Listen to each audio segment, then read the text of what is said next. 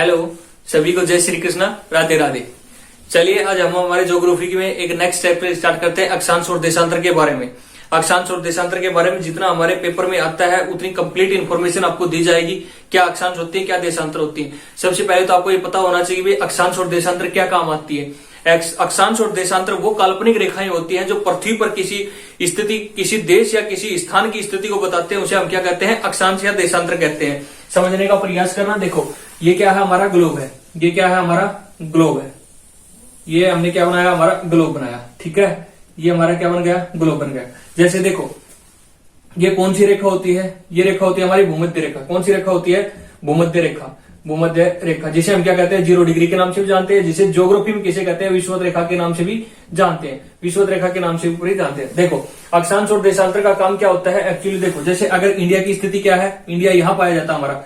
India की स्थिति क्या है, हमारी यहाँ है। अगर जैसे ये इंडिया की स्थिति बताना, जैसे अगर इक्वाडोर देखे तो इक्वाडोर की स्थिति यहाँ से है। इक्वाडोर की स्थिति कहाँ है, यहाँ से है। अगर किसी भी देश की स्थिति को बताना हो, अगर किसी भी देश की स्थिति या किसी स्थान को बताना हो तो वहां क्या काम आता है, वहां आती है अक्षांश और देशांतर। क्या काम आती है, अक्षांश और देशांतर।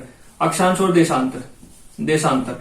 आज हम हमारी क्लास में क्या पढ़ेंगे, अक्षांश पढ़ेंगे। देशांतर हम नेक्स्ट वीडियो में अपने में बिल्कुल कंप्लीट इन्फॉर्मेशन देशांतर के बारे में दी जाएगी। इनफ आप किसी भी स्थान का समय भी निकाल सकते हो। ऐसी ऐसी बेहतरीन जानकारी क्या दी जाएंगी, आपको बता दी जाएगी। अब देखो हम स्टार्ट करते हैं हमारे अक्षांश के बारे में। किसके बारे में, अक्षांश के बारे में। देखो ये क्या है, हमारा ग्लोब है। ये क्या है, हमारा ग्लोब है। ये हमारा क्या बनाएगा, ग्लोब बना लिया। ठीक है, देखो ये कौन सी रेखा हो गई हमारी, ये हो गई हमारी विषुवत रेखा। ये कौन सी रेखा होगी, विषुवत रेखा, जिसे हम क्या कहते हैं, 0 डिग्री रेखा कहते हैं। क्या कहते हैं, 0 डिग्री। ठीक है, अक्षांश। अब आज हम किसके बारे में पढ़ रहे हैं, अक्षांश के बारे में पढ़ रहे हैं। किसके बारे में, अक्षांश। ठीक है, देखो अक्षांश अगर में देखा जाए तो ये कौन सा हो गया, ये उत्तरी ध्रुव हो गया। ये कौन सा हो गया, दक्षिणी ध्रुव हो गया। ये कौन सा ध्रुव हो गया, दक्षिण ध्रुव है। अक्षांश होती क्या है, पहली बात तो ये पता होनी चाहिए कि अक्षांश होती क्या है। अक्षांश वो काल्पनिक रेखाएं होती हैं जो पश्चिम से लेके पूर्व तक, समझना, अक्षांश वो रेखाएं होती हैं जो पूर्व से लेके पश्चिम तक विषुवत रेखा या भूमध्य रेखा के समांतर खींची गई जो रेखा होती है वो क्या कहलाती है, हमारी अक्षांश कहलाती है।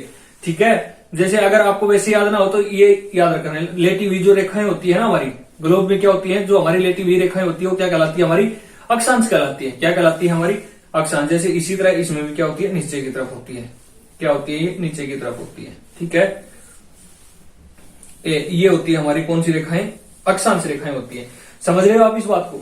ये हमारी कौन सी रेखाएं होती हैं, ये रेखाएं मैं आपको यहाँ लिख देता हूँ। ये कौन सी रेखाएं होती है, हमारी अक्षांश रेखाएं होती हैं। कौन सी, अक्षांश रेखाएं होती है। देखो क्या होती है, ये हमारी अक्षांश रेखाएं होती है। पहली बात तो आपको याद क्या रखनी है कि जो अक्षांश रेखाएं होती है वो कैसी होती है, समांतर होती है।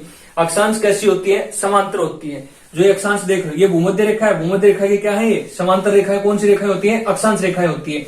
अक्षांश रेखाओं की एक चीज सबसे बड़ी याद रखनी है, अक्षांश रेखाओं की जो ये बीच की दूरी होती है, इसमें भी बीच की दूरी, इसके बीच की दूरी, इसके बीच की दूरी, इसके बीच की दूरी, एक सभी क्या होती है, बराबर होती है।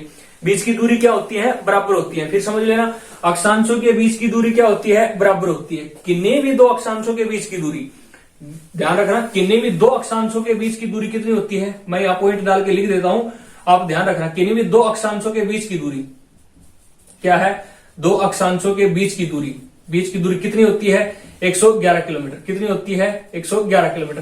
पहली बात आपको क्या करनी है, ये याद रखनी है, किन्हीं भी दो अक्षांशों के बीच की दूरी कितनी होती है, 111 किलोमीटर की। ठीक है, किन्हीं भी, ये अगली नेक्स्ट टाइप देखो, किन्हीं भी दो अक्षांशों के जो बीच की दूरी होती है ना, जैसे ये दो अक्षांशों के बीच की दूरी, इसको क्या कहते हैं, हम जोन कहते हैं। क्या कहते हैं, हम जोन कहते हैं। समझ रहे हो आप इस बात को, क्या कहते हैं आप, जोन कहते हैं। किन्हीं भी दो अक्षांशों के बीच की दूरी को क्या कहते हैं, जोन कहते हैं। अब आपसे पूछे कि भाई टोटल अक्षांश हमारी कितनी है, क्या कि कुल अक्षांश हमारी कितनी है। देखो अगर हम इस तरह से चलेंगे तो यहां से क्या हो गया, 0 डिग्री, 1 2 3, इस प्रकार से करते करते हुए लास्ट हमारी कौन सी आती है, 90 डिग्री आती है। कौन सी आती है, 90 डिग्री। इसी प्रकार हम नीचे चलेंगे, 0 1 डिग्री, 2 डिग्री, 3 डिग्री, और इसी तरह से नीचे जब हम लास्ट रेखा पर आएंगे, हमारी इस लास्ट रेखा पर आएंगे, कितनी आएगी, 90 डिग्री आएगी। कितनी आएगी, 90 डिग्री आएगी। समझ रहे हो आप इस बात को।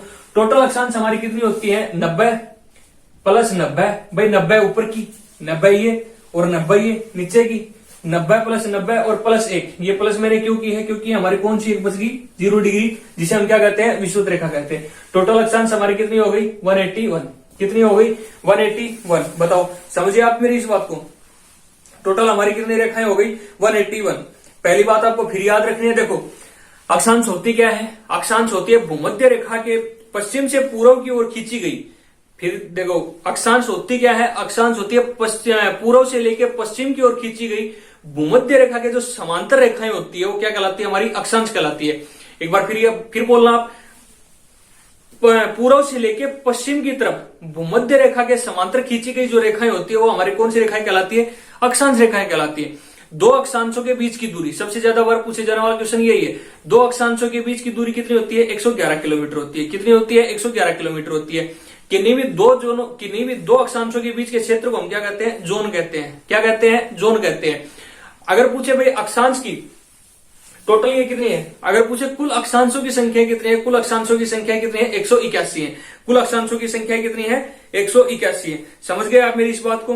तो ये था आपका कौन सा, अक्षांश का एक छोटा सा चैप्टर। देशांतर का चैप्टर थोड़ा सा बड़ा है, थोड़ा सा लंबा है, क्योंकि उसमें पूरी देशांतर बतानी पड़ेगी, उसमें समय रेखा कैसे समय रेखा चलती है वो बतानी पड़ेगी। तो वो हम करते हैं हमारी नेक्स्ट वीडियो में। तब तक के लिए आपका बहुत बहुत धन्यवाद। वीडियो देखने के लिए, पसंद आई हो तो सब्सक्राइब करना चैनल को, वीडियो को लाइक करना, वीडियो को शेयर करना। बहुत बहुत धन्यवाद। जय श्री कृष्णा।